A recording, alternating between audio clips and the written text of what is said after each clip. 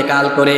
আপনারা জানেন আমার নবী যখন দুনিয়া থেকে বিদায় হন, আমার নবীর কপাল খুব বেশি ঘামাচ্ছিল। অনেক সাহাবীদের এরকম হয়েছে। তাহলে আমরা এই হাদিস থেকে জানলাম ভালো মৃত্যুর 2 নম্বর আলামত হলো মরণের সময় কপাল ঘেমে যাওয়া। ভালো মৃত্যুর 3 নম্বর আলামত হলো জুমার রাতে কিংবা জুমার দিনে মরণ হওয়া। আল্লাহ নবী বলেছেন, মা মিন মুসলিমিন ইয়ামুতু ইয়াউমাল জুমআতি আও লাইলাতাল জুমআতি ইল্লা ওয়াকাহুল্লাহু ফিতনাতাল কবর। আল্লাহ নবী বলেছেন, জুমার রাতে কিংবা জুমার দিনে যার মরণ হয় তাকে কবরের শাস্তি থেকে যিনি বাঁচিয়ে দিবেন তিনি কে? তবে আবার ভুল বুঝিয়েন না, এর মানে এই নয় যে বেঈমানও জুমার রাতে বা জুমার দিনে বললে আল্লাহ কবরের শাস্তি থেকে বাঁচাবেন, বিষয়টা এমন নয়। শর্ত হলো ঈমান থাকতে হবে। জোরে বলেন, কি থাকতে হবে?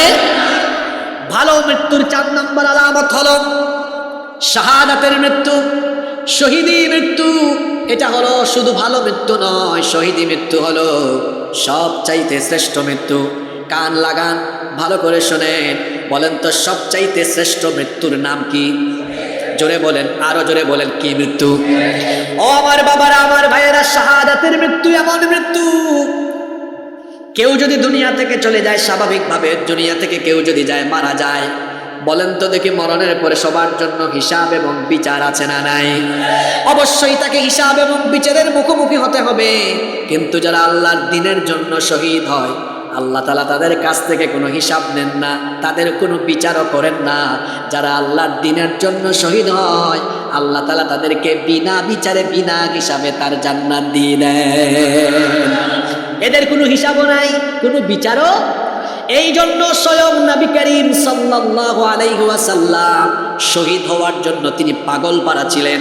নবীজি কি বলতেন? তিনি বলতেন, আমার মন চায় জিহাদে আমি শহীদ হয়ে যাই, আবার যদি আমাকে জীবন দেওয়া হয় আমার মন চায় আবার আমি লড়াই করে শহীদ হয়ে যাই, আবার যদি আমাকে জীবন দেওয়া হয় আমার ইচ্ছে হয় আমি লড়াই করে আবারও শহীদ হয়ে যাই। শুধু নবীজি নয়, তার সাহাবীরাও শহীদ হওয়ার জন্য পাগল পারা ছিলেন। নবীজির প্রিয় সাহাবী ওমর ইবনুল খাত্তাব রাদিয়াল্লাহু আনহু তিনি সব সময় একটা দোয়া করতেন, আল্লাহুম্মা রযুকনি শাহাদাতান ফি সাবিলিক ওয়াজআল মাউতি ফি বালাদি রাসূলিক। হে আল্লাহ, তুমি তোমার বান্দা এই ওমরকে রাসূলের পবিত্র শহরে মৃত্যু দিও, আর মরণের সময় তুমি ওমরকে শাহাদাতের মৃত্যু দান করে দিও। আল্লাহর নবীর সাহাবীরা শহীদ হওয়ার জন্য দেওয়ানা ছিলেন, পাগল পারা ছিলেন। ও যুবক ভাইয়েরা, ফেসবুকে সুন্দরী সুন্দরী মেয়ে দেখো, মেয়েদের প্রেমে পড়ার জন্য পাগল পারা হয়ে যাও।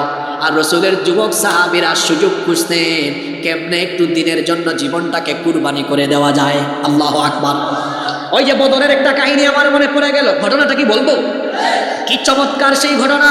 ও আমার যুবক ভাইয়েরা, ঘটনাটা শোনেন। বদরের যুদ্ধটা ছিল বড় কঠিন যুদ্ধ। মাত্র 313 জন সাহাবী নিয়ে আল্লাহর নবী 1000 কাফিরের বিরুদ্ধে লড়াই করবেন বদরের ময়দানে।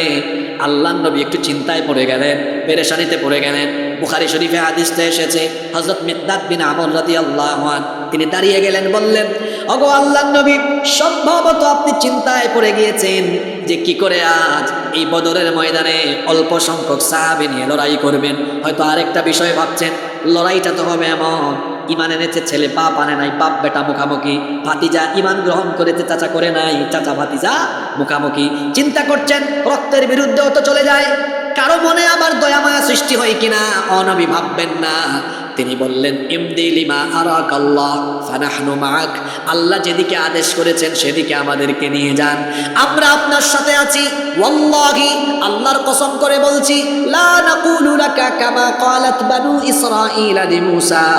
বনি ইসরাইলের লোকেরা যেভাবে মুসা নবীর সাথে যুদ্ধের মাঠে গিয়ে বলেছিল, ইযহাব আনতা ওয়া রাব্বুকা ফাকাতিলা ইন্না হাহুনা কাঈদুন। আপনি আর আল্লাহ 2 জন মিলে যুদ্ধ করেন, আমরা দাঁড়িয়ে দাঁড়িয়ে দেখি।